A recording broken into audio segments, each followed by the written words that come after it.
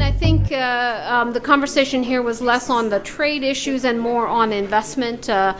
This was an investor roundtable, but there was a lot of conversation about how more investment can flow into India, can help create jobs and economic growth. They talked about the banking sector. They talked about opening up more investment in different areas. They talked about how a continued path on fiscal reforms, a continued progress on the ease of doing business can really help advance India's economic growth. And I think the Prime Minister listened with a lot of attention to those issues and responded to a number of those areas and talked about how he is looking to continue that reform process as he goes into his second term. The number one ask for investors is that there is a stability and a coherence to the policy environment so that they can make big plans that are long-term and they know what the regulatory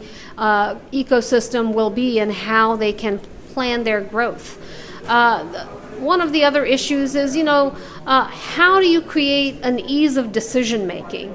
How do you create so that, your capital doesn't get locked into a long, drawn-out process? So a couple of people talked about the fact that they need to see the court system and dispute resolution also addressed.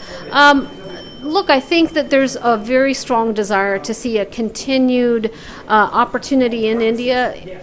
Foreign capital is looking at India, and I think if some of these issues are addressed that were raised in this room, number of CEOs talked about the fact that they would like to see and think India can be growing at 6.5%, 7%, even 8%. Thank you so much. Absolutely.